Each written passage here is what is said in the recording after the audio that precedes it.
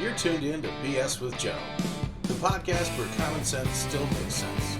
We break down the news, the culture, and the crazy, one blunt conversation at a time. Buckle up. This is going to be good. Let's start with this, the Tylenol and autism debate. To us, it feels like a grocery store dragging the prep kitchen out into the aisle. Nobody wants to see raw chicken dripping on the floor. We just want the finished meal that's cooked and safe to eat. Instead, what we get is politicians throwing food at doctors. Regulatories ducking behind the counters, and then everybody turns around and says, "Trust us, it's safe." That doesn't exactly build confidence. Exactly. The back room is supposed to be where the messy prep happens. The arguments, the testing, the peer review. The sales floor is where you hand the public something polished, clear, and ready to go. But right now, we're blurring the line. No one's yelling, "It causes autism," and the other side is yelling, "No, it doesn't." And the rest of us are just standing in the aisles wondering when the casserole's evenly cooked thoroughly. So here's what we did. We looked at the studies, we checked the testimony, and here's the short version. The best study, 2.5 million pregnancies in Sweden, shows no causal link. When researchers compared siblings, the association with autism practically disappeared. That points to genetics and environment, not Tylenol when used as directed.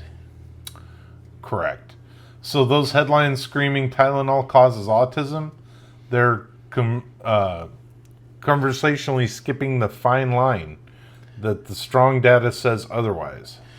Now, you'll hear experts like Christina Parks make the glutathione argument, and biochemically she's not wrong. Acetaminophen uses up glutathione, and that's your body's main antioxidant defense. In theory, if glutathione runs low, inflammation could get worse, maybe even in the brain. That sounds scary, but there's a catch. Normal doses don't take glutathione the way an overdose does. So it's a theory that hasn't been proven to translate into real-world autism cases. Right. And then there's the Amish argument. They don't use Tylenol and they don't have autism. Truth is, autism does exist in Amish kids. Maybe at lower rates, maybe underreported, but it's not zero. And there are a ton of other factors: lifestyle, environment, even how diagnoses get made. Right. Slam dunk on people that want it to be the Amish living completely different lives. Less processed foods, less population, less pollution, more community. It doesn't just blame on the credit on one pill bottle. Right. Now, here's where Tylenol is a big deal. Overdoses in the U.S. every year.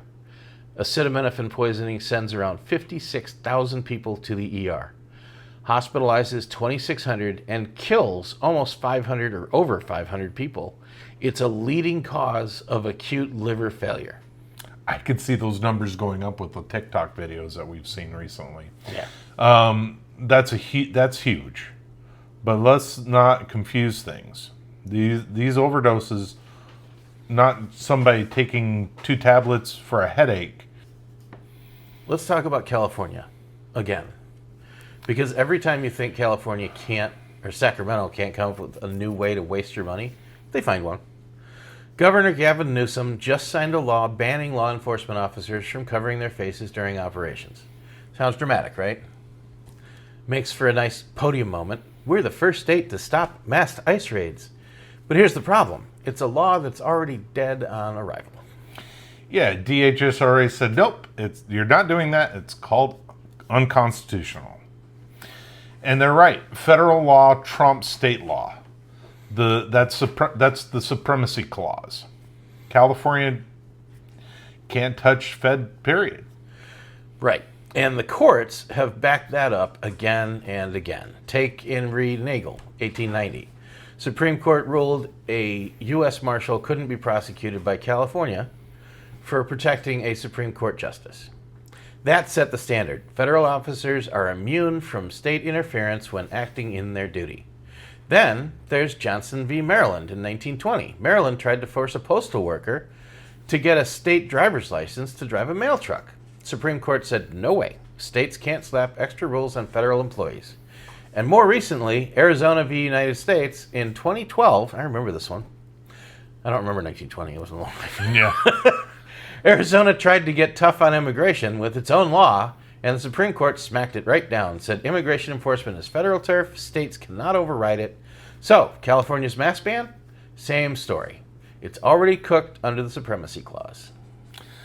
See, that's the thing. Lawyers already know this. Newsom knows this. Every legislator that voted for it knows this. California, they much rather pander on a podium than fix potholes. Exactly. They're not writing laws. They're writing headlines. Meanwhile, taxpayers are flipping the bill for court battles that they can't win. That's the real scam. Right. And even if the courts didn't strike it down, the law is riddled with exceptions anyway. Undercover work, exempt. Tactical gear, exempt. Medical masks, exempt. California Highway Patrol, exempt. It doesn't even touch the scenarios where officers actually cover their faces. Right. So what's left? Pretty much nothing. Except for another podium moment. Right. Yeah, they much rather pander on screen than fix the infrastructure. Oh, look, we're doing something. Right. Their homelessness and their budget.